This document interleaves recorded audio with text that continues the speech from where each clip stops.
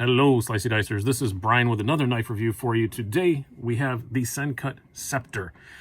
This is from the new Sencut brand, which is the bottom level of the Wii, Civivi, and now Sencut Triumvirate, I guess is the best way to describe them.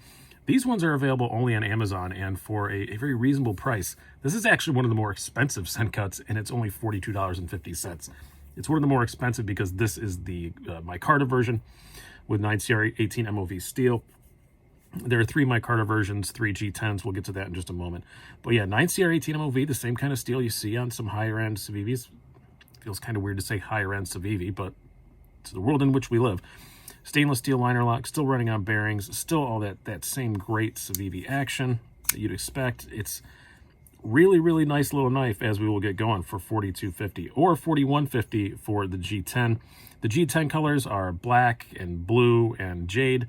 This is the gray micarta. There's also a brown micarta and an olive micarta. So go check them out on Amazon. I'll put a link down below to where they are. I do not have an Amazon affiliate program at the moment, so I'm not going to make any money off of it, but put a link down there because that's where you can get it from. Looks-wise, I really dig it. I do have to say. I think it's a pretty good-looking knife. I love the blade shape.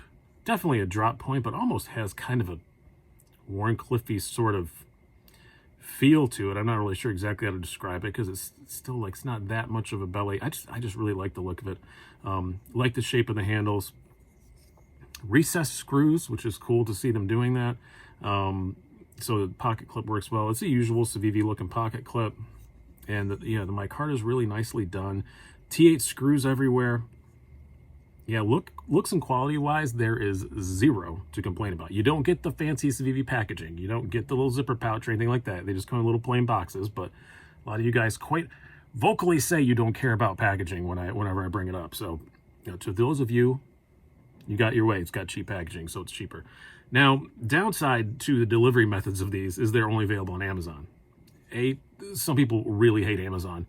B, if you live in some states, one of which is my state of New York, Amazon has just decided that anything with a flipper tab is illegal. It is not.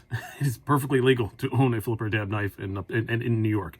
It's not, may not have been legal in the past in New York City, but I think maybe it even is there now with the change of the laws. I don't know. I'm not a law expert. Don't go by what I say. But anywho, it's absolutely illegal absolutely legal, in 95% of the state.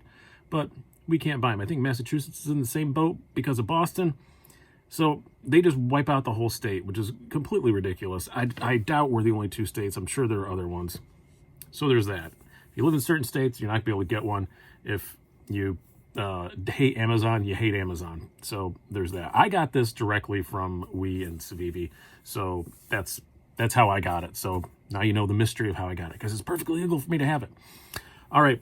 Let's do some specs and size comparisons here. We have a blade length of 3 inches, overall length of 6.9 inches, blade thickness very thin, 0.115 inches, handle thickness 0.45 inches, and a weight pretty darn light, 2.44 ounces.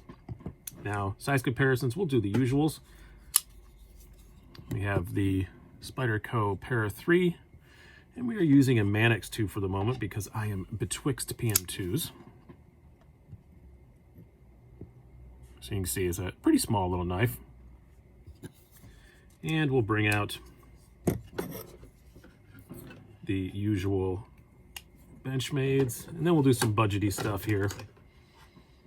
We have the full-size Griptilian and the full-size Bug Out. This is from the custom shop. I'm mentioning that because I still get people ask what's up with my Bug Out because it looks a little bit different. But this is from the Benchmade custom shop. And now, next up, let's do some budgety stuff. We will start out with one of its cousins, I guess now you'd call it. This is the Civivi Ortis. This was my under $100 knife for the knife of the year. And the CGRB Feldspar.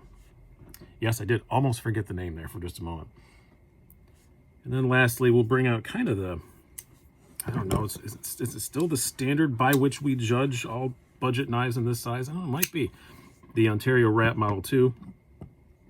or the R2-D2 as it is affectionately known. Very, very similar in size to the R2-D2, but you get a little bit more, I guess about the same blade. This just has that, and this has the little choil there, so. All right, talk more about this knife, the blade.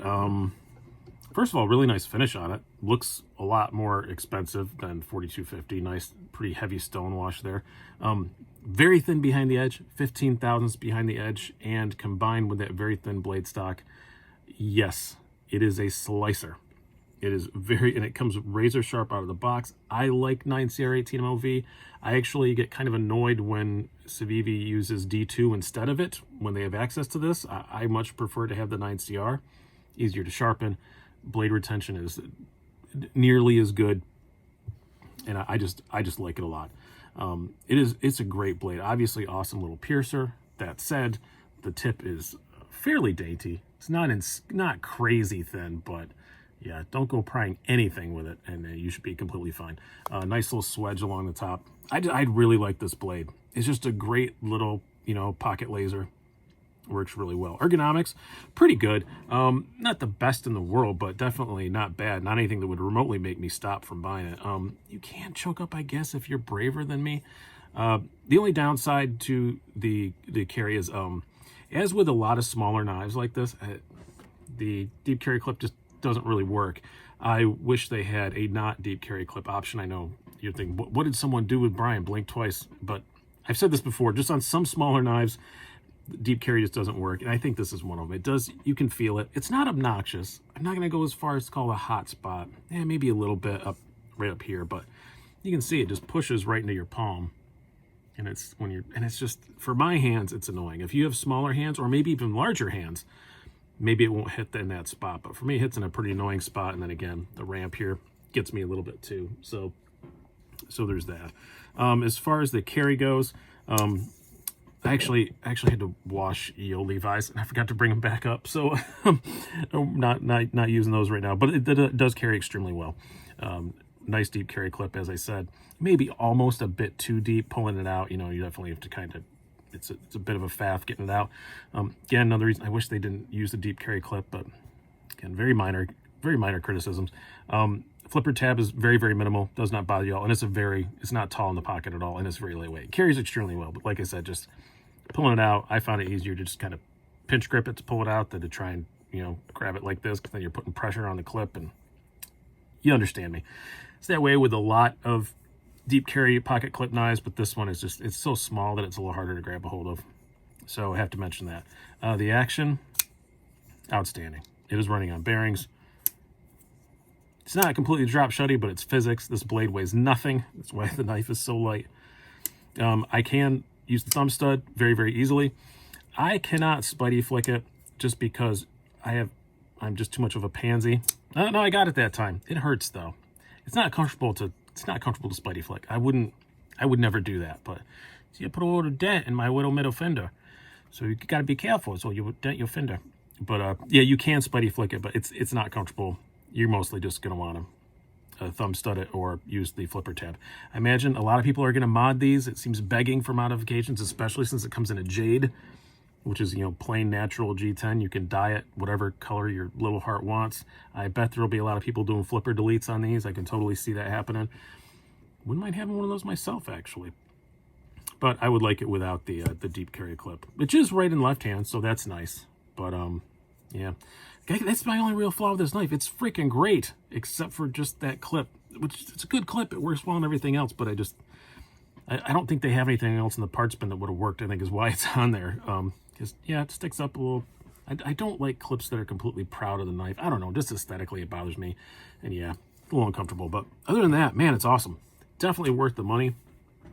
I can see people going nuts with mods on these things. People like to mod cheap knives like this. I'm excited to see some of them. Might even do it myself if somebody do a flipper delete, because that's beyond my capabilities, and dye one or something. But yeah, great knife. Go check them out. Again, going to link to the Amazon page down below, just the general page for it. Well, I'll link to the page directly for this one, and then you can it has all the different color combinations on there. So hope you guys have enjoyed this. I've been Brian. Have a good one.